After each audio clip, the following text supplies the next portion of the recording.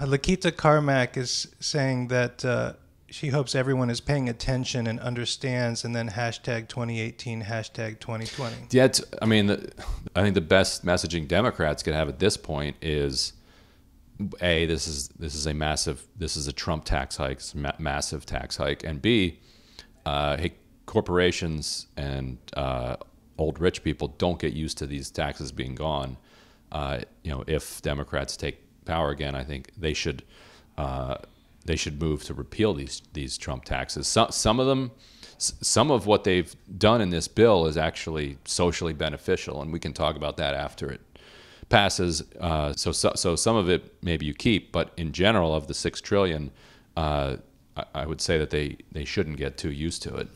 Yeah, can you go through that again? So you quoted, or you recalled that Republicans were saying that the Affordable Care Act was the biggest tax hike in history. And then you kind of broke it down and said, this is actually 4 times bigger than that. Well, yeah, because the Affordable Care Act, depending on how you count it, raised about $1 trillion in taxes. And they didn't want to go any more than that because they wanted it to be under $1 trillion. And they were stupid about that because it cost them politically. Because as a result of them being stingy, premiums are too high, deductibles are too high, and they had to do a mandate to force people to buy stuff that was crappy.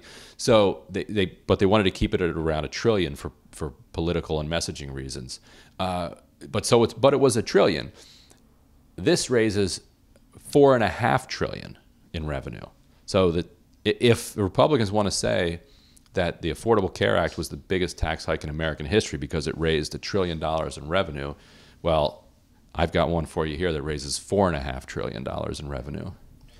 So the reason why I was asking you about whether it's mandatory or whether it's likely that Medicare will be cut as a result of this, the reason I was asking is that all these people that got arrested, 36 of them got arrested at the Senate Budget Committee, were all saying, we're here because of health care.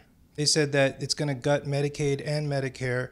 Yes, so this is because when a bill like this increases the deficit by $1.5 trillion, there are what are called statutory pay-go rules, which say that you must automatically cut immediately and over the long term Medicare and Medicaid. Now, I talked to several Republican senators this week who take this for what it's worth, but I actually do believe them in this case, who say, I guarantee you we will stave off those cuts. So first, we're going to pass our tax cut, and then we're going to fix this. And Democrats have been asked, Republicans say that they're going to fix these Medicare and Medicaid automatic cuts. Will you vote with them? Because they would need Democratic support to do this.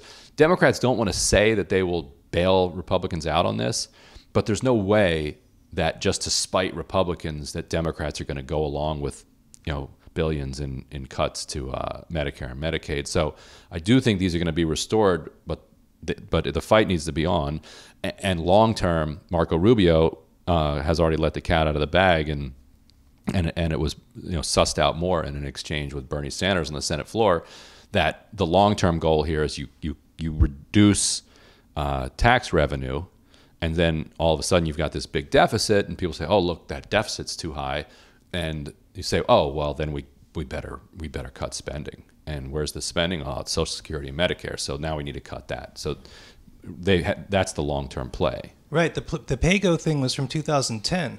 Yes, this was the idiotic. This was Obama's political nadir, when he decided that he was going to start talking about tightening the belt and worrying about the debt and the deficit. And Steny Hoyer and House Democrats, Pelosi, went along with it too, enacted.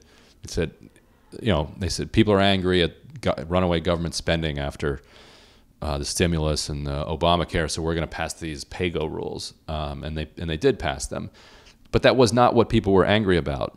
People were angry that they had lost their jobs and their wages were stagnant, and that the economy was reeling out of control, and that no bankers had gone to jail as a result of it.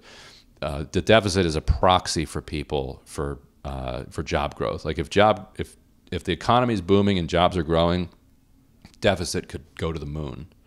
If the economy stinks, you could have no deficit, and people will tell pollsters that deficit's too high.